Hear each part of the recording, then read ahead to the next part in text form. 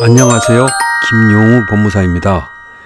금일은 임차 건물이 경매 진행 중이라는 통지와 함께 권리신고 및 배당 요구 신청을 하라는 안내문이 우편을 통하여 법원에서 배달되었을 때 변호사나 법무사에게 맡기지 않고 직접 대한민국 법원 전자소송 포털에 들어가 하는 방법에 대해서 말씀드리겠습니다. 자기가 임차받아 살고 있는 주택이나 상가에 대해서 경매가 진행 중이었을 때 이러한 안내문이 경매 개시 결정을 받고 며칠 안에 이런 안내문이 도달하는 경우가 있습니다.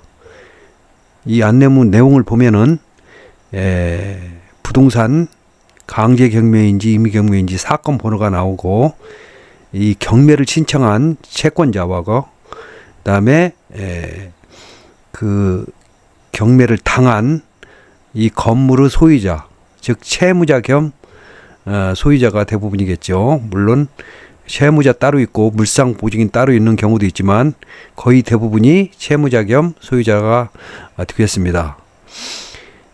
그래가지고 이런 임차인에 대해서 이런 안내문이 오는 경우가 있습니다.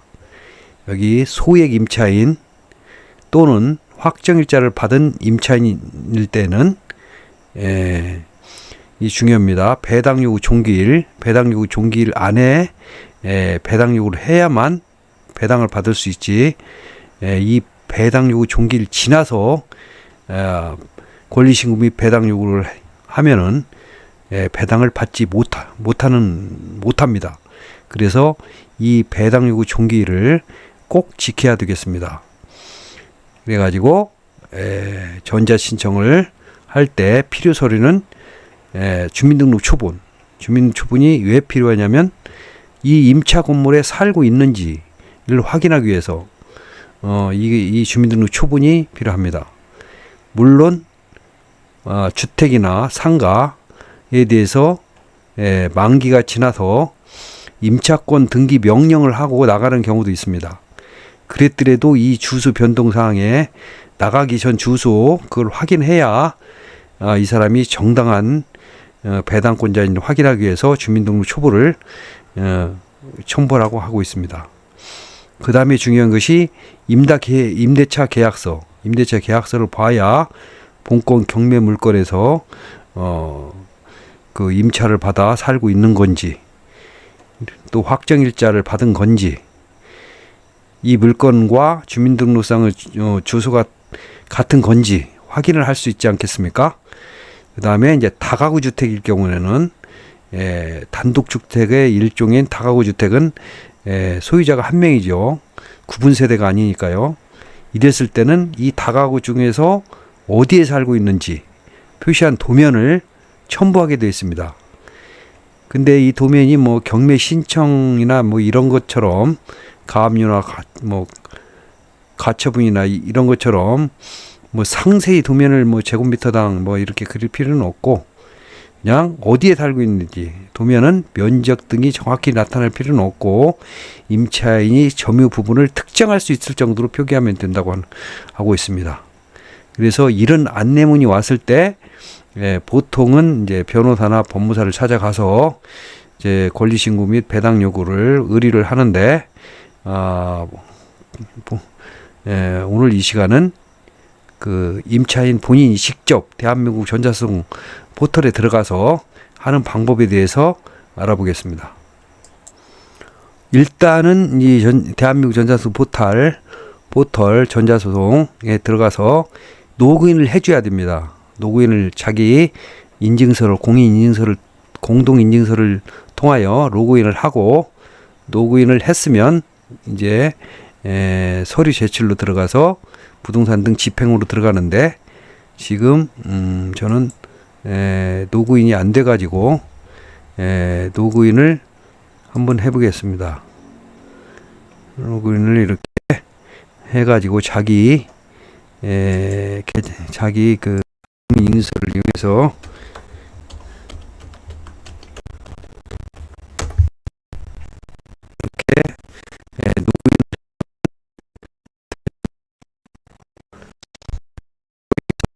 서류 제출, 서류 제출, 권리식이 경매니까요. 부동산 경매니까. 경매니까. 그래서 자주 찾는 등 집행 서류. 여기에서 여기에서 우리는 지금 권리신고 및 배당요구 신청, 주택에 대해서 할 때는 여기를 하면 되고요. 주택에 대해서는, 그다음에 상가는 여기 있습니다. 상가 임대차, 상가는 상가 임대차를 하고, 주택이나 상가가 아니고 뭐 이해관계인이 근저당권자라든지 뭐 이해관계인이면은 여기를 해야 되겠죠. 그래서 우리는 주택에 대해서 해야 되기 때문에 일로 들어가서 살펴보도록 하겠습니다. 이렇게 권리신고 배당요구 신청서, 주택 임대차 이런 화면이 나타나면 아까 그 자기에게 온 그 안내문상에 번호가 다 나와 있습니다. 경매 번호가. 그러면 그 경매 번호를 여기다 치고, 또 여기서 중요한 게 이 당사자가 아니지요. 임차인은 이 당사자로 들어가면 안 됩니다. 그래서 여기 이해관계인하고 해가지고 이걸 쳐줘야 들어가야 이 속으로 들어갑니다. 그래서 여기다는 사건 번호를 기재해주고, 이 타경 여기를 클릭해서 타경으로 해주고요. 그 다음에 이해관계인, 여기서 이해관계 당사자로 되어 있는데 이해관계인을 클릭해야 되겠습니다. 그 다음에 이런 화면이 중요한데요. 우리는 지금 전자소송 인증번호를 모릅니다. 아까 그 안내문에 기재되어 있는 것도 아니고, 뭐 전자소송 답변서 그런 데는 그 전자소송 기재되어 있지만, 이 경매 사건에서 안내문에는 그런 게 기재되어 있지 않습니다. 그래서 법원에 전화를 걸어야 합니다. 법원의 전화는 그 대법원 이 사건을 등록해 놓으면은, 아까 전자소송에 사건을 등록해 놓으면 그 법원 전화번호가 뜹니다. 그 전화로 하든가 아니면 안내문에 나와 있습니다. 전화번호가. 뭐 경매 몇 개, 군의 뭐 전화번호, 군의 몇 번 이렇게 딱 나와 있습니다. 그러면 글로 전화를 하면 됩니다. 그래서 전자소송으로 권리신고 및 배당 요구를 하려고 하는데, 전자소송 인증번호가 몇 번이냐 그러면은 법원 직원이 뭐 누구냐고 물어보면은 임차인이다 그러면은 그 양반이 그 임차인에 해당되는 전자소송 인증번호를 불러줍니다. 그러면 그걸 적어가지고 여기다가 입력하면 되겠습니다. 뭐 이 위에는 따로 등록을 해야 되는 건데, 법원 직원이 그렇게 할 필요 없이 그냥 불러달라고 해서 여기를 검색하면 이렇게 자기 이름이 뜹니다. 그래서 법원 직원한테 그 안내문을 가지고 자기한테 온 안내문을 가지고 전화를 해서 이 번호만 알면 이제 그 다음부터는 순탄히 권리신고 및 배당 요구를 할 수 있습니다. 그래가지고 법원 인증번호를 기재해서 확인을 눌러 들어가면 이런 화면이 나옵니다. 이런 화면이 나오는데요. 그러면 사건 그 번호가 나와 있고, 이해관계인이 자기죠. 이해관계인이 뭐냐? 그럼 임차인 여기다 체크하고, 이름을 여기다가 쓰고, 주소는 이 우편번호를 찾아가지고 이걸 클릭해서 상세히 써주고 정확히, 그다음에 휴대폰 전화번호나 뭐 그 전화번호를 기재해서 등록을 해주면 되겠습니다. 그다음에 그 밑에 권리신고 및 배당 요구 신청이라 해가지고 신청 취지가 나옵니다. 신청 취지는 그냥 그대로 놓으면 됩니다. 임차인은 이 사건 매각 절차에서 임차 보증금을 변제받기 위하여 아래와 같이 권리신고 및 배당 요구를 합니다. 그냥 놓아두면 됩니다. 그다음에 이제 여기 권리신고 및 배당 요구 신청에 정부 출처 구분하면은 뭐 등기사항 전부증명서 이런 것이 나옵니다. 근데 여기 클릭하면 권리신고라는 것이 있습니다. 권리신고. 우린 지금 권리신고를 하죠. 정부 출처 구분해서 권리신고를 클릭하고요. 그 다음에 임차 용도를 누르면 주거를 클릭하면 됩니다. 주거를 클릭하면 되고요. 그 다음에 임차 부분에 대해서는 거의 다가 구분 세대는 전부가 되겠습니다. 다만 다가구 중에서 일부만 일부 뭐 이런 식으로 하면 되겠습니다. 이때는 도면을 첨부해야 되죠. 그 다음에 임차 보증금이 이제 얼마인지, 전세는 그냥 여기까지만 되지만 또 보증금 얼마에 월세 얼마 이렇게 되는 수가 있습니다. 그러면은 월세도 써줍니다. 그지만 우리가 보호받는 이 배당은 보증금만 받는 거죠. 월세는 배당받는 게 아니죠. 하지만 여기 상세히 양쪽을 써줍니다. 그 다음에 점유기간, 임대차 기간은 그 처음 우리가 임대차 기간이 계약서에 보면 써 있죠. 계약서 보면 언제부터, 그러니까 언제부터 들어갈 수 있는 그 잔금 날짜 대부분에서 거기에 또 계약서에 언제까지로 한다 이렇게 써 있습니다. 그리고 또 2년 지나면 또 언제부터 언제까지 되어 있습니다. 이렇게 되어 있습니다. 그러면 처음에 점유한 날짜, 이거는 제일 나중에 만기 전에 2개월 전에 그 해지 통보를 한 시점, 그 시점을 잘 했다면은 여기가 계약서상의 날짜가 되겠지만은 무슨 묵시적 갱신이나 이렇게 해가지고 했다면은 통지를 한 순간부터 3개월이죠. 통지 도달한 순간부터 3개월 하면은 해지 효과가 나타나죠. 그 3개월까지 써주면 되겠습니다. 해지의 효력이 나타나는 시점이요. 묵시적 갱신. 그 시점으로 써주면 되겠습니다. 그 다음에 전입신고 일자는 여기 주민등록상 주소지,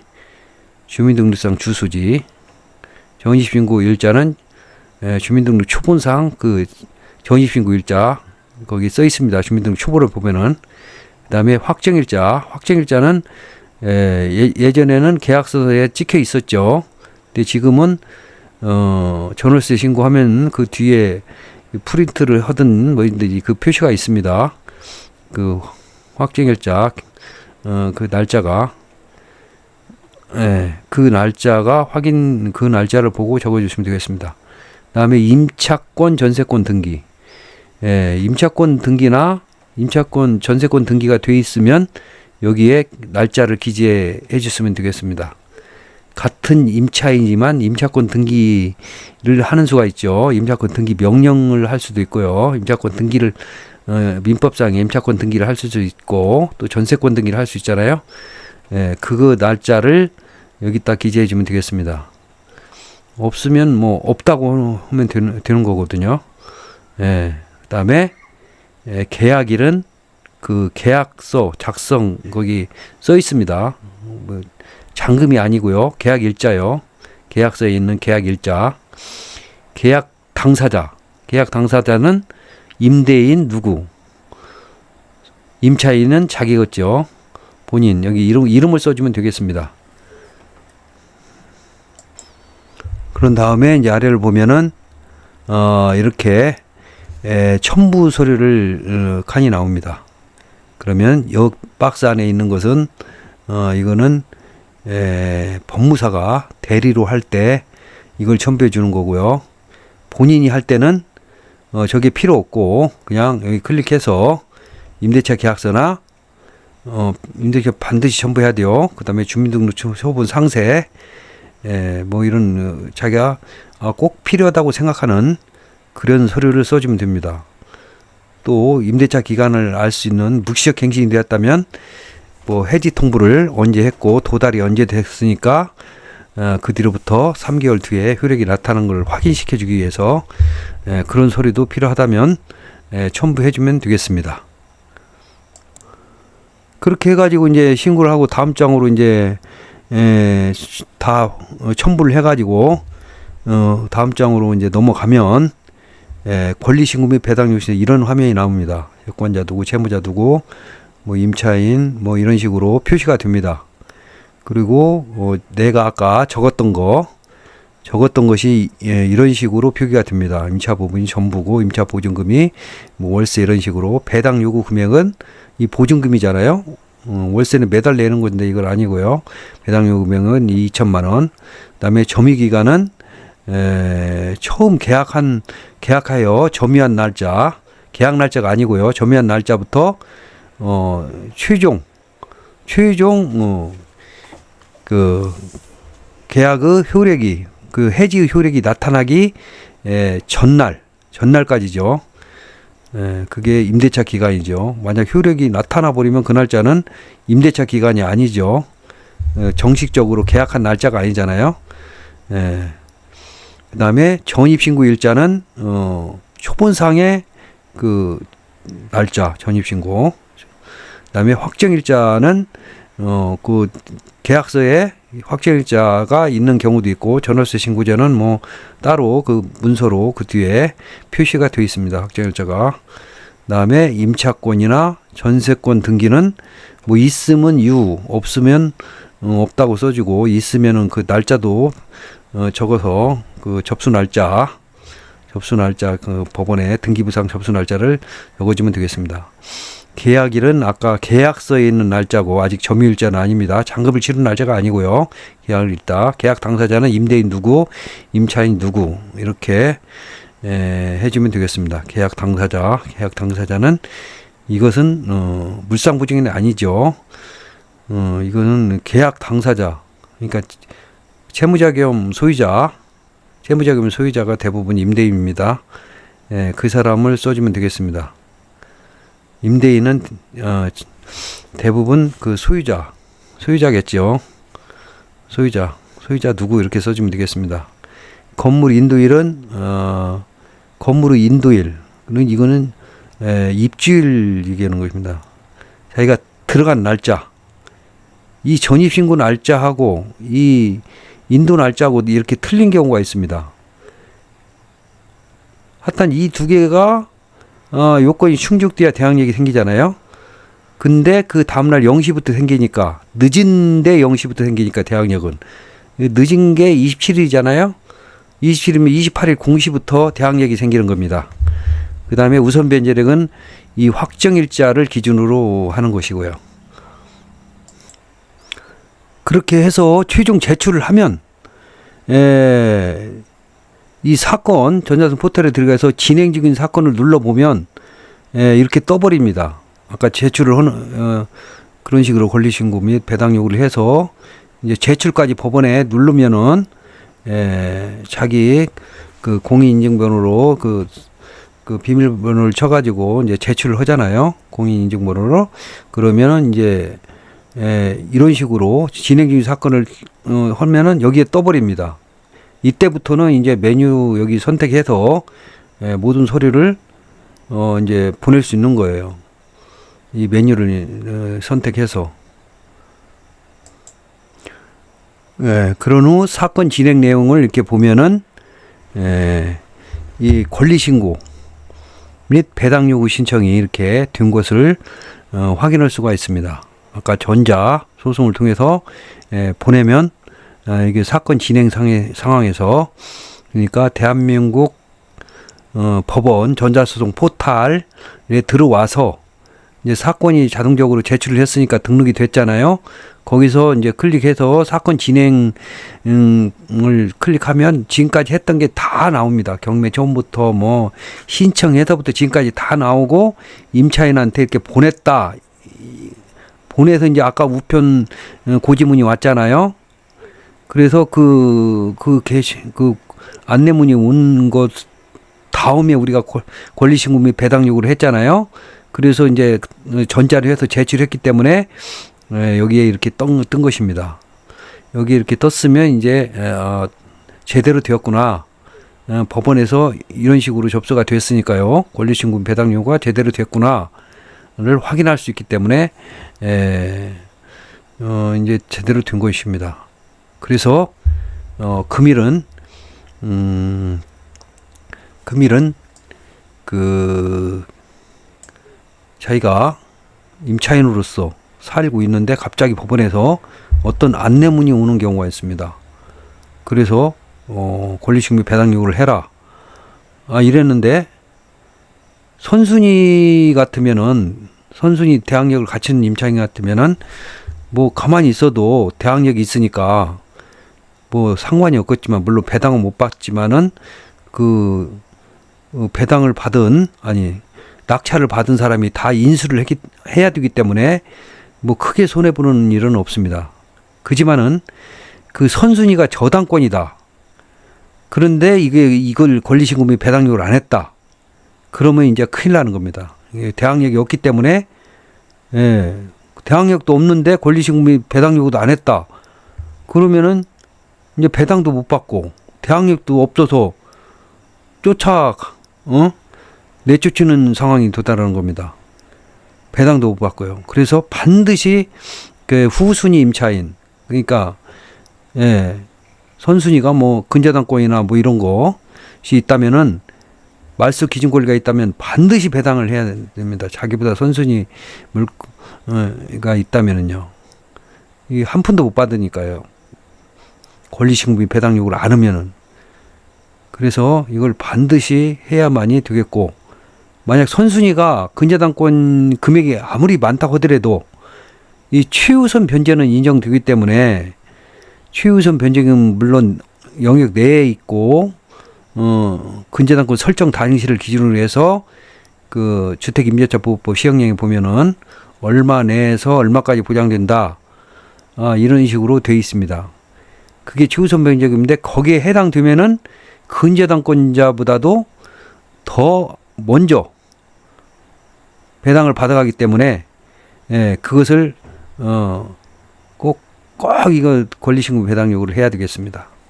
이상으로 금일은 권리신고 및 배당 요구를 대한민국 전자소송 포털에서 대한민국 법원 전자소송 포털에서 그 공동인증서를 가지고 하는 방법에 대해서 알아봤습니다. 그러면 다음에 다른 콘텐츠로 뵐 때까지 안녕히 계십시오.